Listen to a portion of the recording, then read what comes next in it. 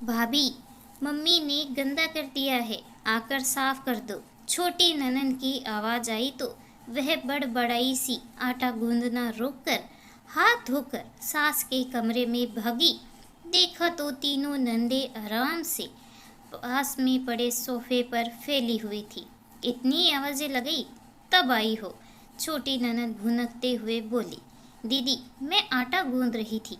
हाँ, काम तो बस आप ही करती हो। मुंह बनाते वह बाहर चल दी।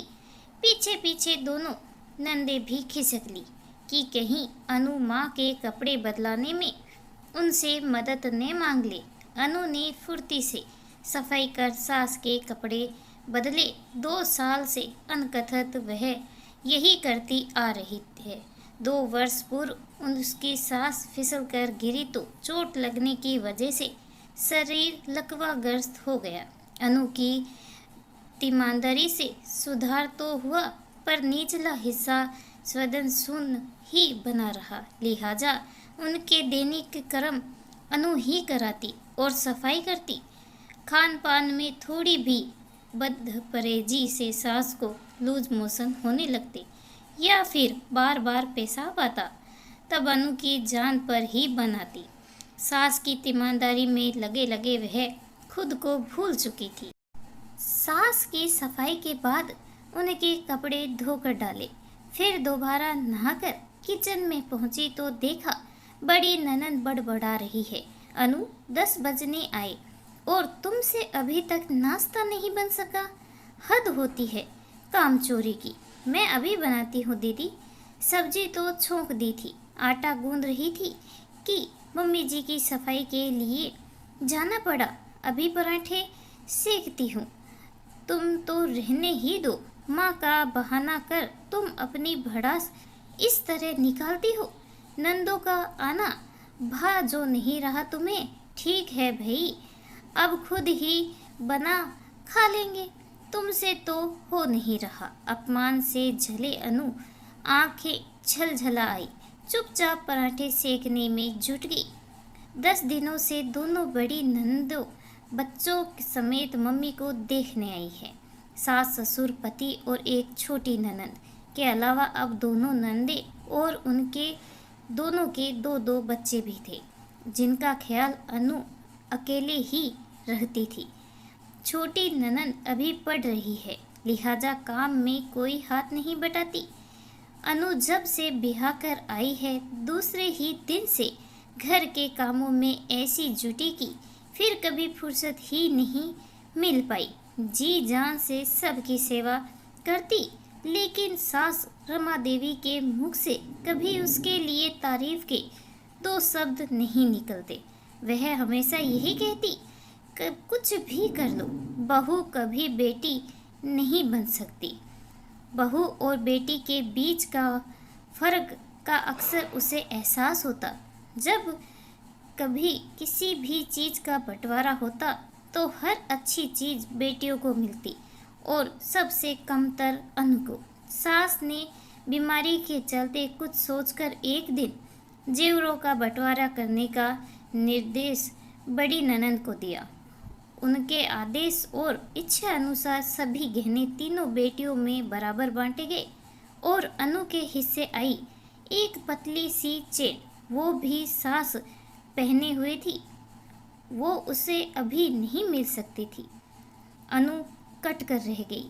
यूं उसे जेवरों या पैसों का लालच नहीं था, लेकिन बंटवारे में बेटियों के हिस्से सब कुछ और बहू के हिस्से सिर्फ कर्तव्य, ये देखकर वह आहत हो जाती। पर फिर भी वह चुपचाप अपनी जिम्मेदारियां निभाए चली जा रही थी। एक तो माँ बाप के दिए हुए संस्कार उसे कुछ बोलने से रोक देते, साथ ही पति आशुतोष का स्नेह भरा व्यवहार भी उसे कर्तव्य से विमुख न होने देता। आशुतोष सब समझते थे, पर माँ के आगे बोलने की बदतमीजी वह नहीं कर सकते थे। ना ही इसकी इजाज़त उन्होंने अनु को दी थी। बस इसीलिए वह चुप होकर सब सह लेती, इस सोच के बाद कि चलो पति तो समझता है ना, कभी तो दिन बदलेंगे, सास भी उसको समझेगी। जब से सास बिस्तर से लगी वह मायके भी नहीं जा पाई। संग और इकलौते भाई की शादी हो गई। मायके वालों उसे मनुहार कर करके थक गए। बेचारा भाई जो उसे लिवाने आया था उसे अनु ने अकेले ही वापस भेज दिया था। कैसे जा सकती थी वह? कौन करता सास की सेवा? नंदे वैसे तो साल में 4-5 बार आ धमकी थी माँ को देखने के बहाने, पर काम के समय न आ पाने के उनके अपने बहुत बहाने थे। ऐसे में आशुतोष अकेले ही ससुराल में शादी अटेंड कर आए थे, इस वादे के साथ कि कुछ समय बाद वह अनु को मायके जरूर भेजेंगे। लेकिन इन 2 वर्षों में वह समय एक बार भी नहीं आया था। अनु अब मन मोस कर रह जाती। मायके वालों भाई भाभी के उसके न आने की शिकायत करने पर वह टाल देती। इन शिकायतों से बचने के लिए अब वह मायके भी बात बहुत कम करती। ऐसे ही दिन पर दिन बीते जा रहे थे।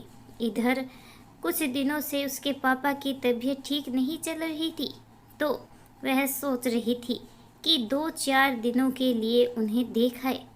सास की तबीयत भी फिलहाल संभली हुई थी और दोनों नंदे भी आई हुई थी कि अचानक आए भाई के फोन ने उसे भीतर तक हिला डाला। फोन पर रोते हुए भाई ने सूचना दी कि पिता का सुबह ही हृदयाघात से देहांत हो गया है। उसके आंसू रुक नहीं रहे थे। आशुतोष को तो फोन पर गिड़गिड़ाते हुए सा कहने लगी, प्लीज़ अब तो जाने दीजिए, कुछ दिन मम्मी जी को दीदी लोग देख लेगी। अब भी न गई तो परिवार समाज कहीं मुंह दिखाने लायक नहीं रह जाऊंगी। आशुतोष ने उसे चुप कराते हुए आश्वासन दिया, मैं अभी तत्काल में टिकट बुक करा रहा हूँ, हम दोनों चलेंगे। मैं अगले दिन वापस आ जाऊंगा, पर तुम रुक जाना। उस घर के प्रति भी कुछ कर्तव्य हैं, मैं समझता हूँ इस बात को। तुम जाने की तैयारी करो। नंदो और सास ने उसके पिता के गुजरने की खबर सुनी तो उन सब के मुंह बन गए, लेकिन इस बार वह कुछ कह नहीं सकती थी। परिस्थितियां ही ऐसी थी। उसे मायके छोड़ आशुतोष अगले दिन वापस आ गए थे। माँ के सभी काम जो अनु करती थी, तीनों बहनों और आशुतोष ने बांट लिए थे। फिर भी क्योंकि आदत नहीं थी काम करने की, तो हमेशा कमी रह ही जाती। सबसे बड़ी दिक्कत थी माँ को बिस्तर पर नित्य कर्म कराकर सफाई करना। सुबह आशुतोष की मदद से जैसे तैसे काम हो जाता, पर बाकी पूरे दिन बीमार बुढ़िया मल मूत्र रोके किस तरह पड़ी रहती। बेटियों ने खाने पीने पर भी पाबंदी लगा दी थी। आप मीठा मत खाओ माँ, फिर दस्त लग जाते हैं आपको। कौन बार बार साफ करेगा? ये मत खाओ, वो मत खाओ। सुन सुन कर बुढ़िया मन मार कर ही रह जाती। बहुत कष्ट से दिन कट रहे थे। अनु के जाने के चौथे दिन ही अनु की बड़ी ननद तो बच्चों की पढ़ाई का बहाना बनाकर निकल ली। छोटी ननद ने मंजली को अल्टीमेट दे दिया, आप नहीं जाओगी, बहाना बनाकर। बड़ी दीदी की तरह मैं कैसे संभालूंगी माँ को? भाभी मत समझना मुझे, मैं नहीं कर सकती इतना काम। सास सब कुछ सुन रही थी, समझ रही थी। एक पैर पर दौड़ते रहने वाली अकेली अनु के काम का बोझ इतने लोग मिलकर भी कुछ दिन भी नहीं उठा पा रहे थे। वह लड़की अनु तो सालों से करती आ रही है। हद तो उस दिन हो गई जब आशुतोष के जाने के बाद बहुत रोकने पर भी बुढ़िया का मल कपड़ों में ही छूट गया। वह गुहार लगाती रही बेटियों से साफ करने की। मंजली ननद ने अपनी तबीयत खराब होने का बहाना कर काम छोटी पर खिसका दिया। छोटी तुनक पड़ी, माँ मुझे उल्टी आती है, मैं नहीं कर सकती, भैया के आने तक वेट करो। आखिर आशुतोष ने आकर माँ की साफ सफाई करी। सास अब अनु को बेसब्री से याद किए जा रही थी। जो काम उनकी अपनी जाई बेटी ने कर पाई, वह काम वह पराई जाई 2 सालों से भरपूरे लगन के साथ करती आ रही थी। अनु का रोज की तरह फोन आया तो आशुतोष ने उसे दिन घटी सारी घटना उसे बता दी। आप मेरा टिकट बुक करा दो, मैं कल ही आ रही हूँ वापस। पर अनु, तुम्हारे पापा को गए अभी 10 दिन भी नहीं हुए, अभी आओगे तो सब क्या कहेंगे। वैसे भी उनके जीते जी तो मैं भेज नहीं सका तुम्हें। अब कम से कम 13वीं तक तो रुको। आंसू, पापा तो चले गए, अब मैं यहाँ रुकूं ना रुकूं, इससे उन्हें क्या मिलने वाला है अब। लेकिन मम्मी जी तो अभी सामने हैं, उन्हें इस हालत में कैसे छोड़ दूँ। और मेरे घर वाले मेरी परिस्थिति समझते हैं, वह कोई शिकायत या उल्हाना नहीं देंगे। बाकी दुनिया तो कुछ ना कुछ कहती ही रहेगी। मैं कल वापस आ रही हूँ, उसने दृढ़ स्वर में अपना निर्णय सुनाया। उसके ससुराल पहुँचते ही सास के चेहरे पर राहत और खुशी के भाव आ गए। नन्नों ने भी चैन की सांस ली। सब पहले जैसा ही चलने लगा। फर्क बस ये था कि सास ने अब अपना तकिया कलाम रटना छोड़ दिया था कि बहू कभी बेटी नहीं बन सकती। रक्षाबंधन पर अनु के भाई भाभी उसके घर आ गए। इतने सालों से आप नहीं आई तो इस रक्षाबंधन हमने सोचा हम लोग ही आपके पास आ जाएं। भाभी मुस्कुराते हुए कह रही थी, अनु, कुछ ज़रूरी बात भी करनी थी, इसीलिए हमें आना ही था। भैया बोला। अनु की नंदे भी राखी पर मायके आई हुई थी। राखी बांधने के बाद सबके सामने ही भाई ने गिफ्ट की जगह एक लिफाफा अनु के हाथ में रख दिया। ये क्या भैया? अनु ने लिफाफा खोलते हुए पूछा। लिफाफे में जायदाद के बंटवारे के पेपर थे, तेरे साइन चाहिए इस पर, भाई बोला। अनु हैरानी से कागज़ देख रही थी। आधा हिस्सा मुझे? भैया, मैं कैसे? पापा का सब कुछ आपका और भाभी का है। उसकी आंखें गीली थी। बेटियों का कोई हिस्सा नहीं होता क्या माँ बाप की जायदाद में? मम्मी पापा का जो कुछ जितना मेरा है उतना ही तेरा भी है। तेरी भाभी का भी यही मानना है। अब जल्दी से साइन कर इस पर। ना भैया, बेटियों का हिस्सा सिर्फ जायदाद में नहीं होता, कर्तव्यों में भी होता है। मैं कहाँ कुछ कर पाई मम्मी पापा के लिए, उनकी बीमारी में भी खड़ी नहीं हो पाई, तुम्हारी शादी में भी ना आ पाई, यहाँ तक कि पापा के जाने के बाद तेरे दिन भी ना रह पाई। जब कर्तव्य में हिस्सा नहीं निभाया तो जायदाद में हिस्सा कैसे ले लूँ? भाभी ने दिन रात एक कर पापा की सेवा की, घर संभाला, सब पता है मुझे।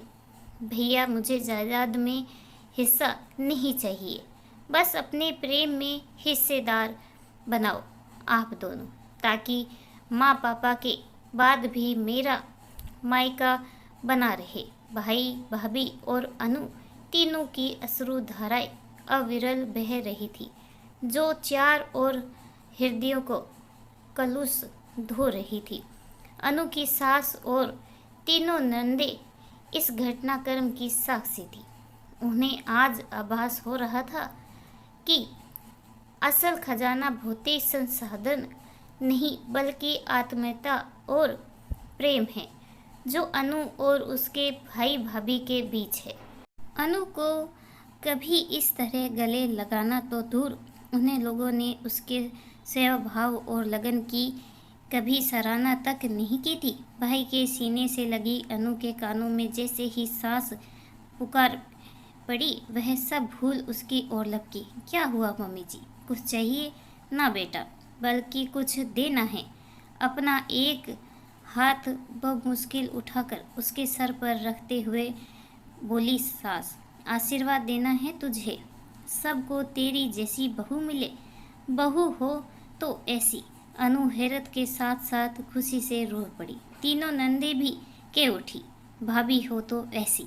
इस कहानी के बारे में आपकी क्या राय है, कमेंट करके ज़रूर बताइएगा। ऐसी कहानियाँ और सुनना चाहते हो तो चैनल को लाइक शेयर एंड सब्सक्राइब करना बिल्कुल ना भूलें। कहानी सुनने के लिए आपका धन्यवाद।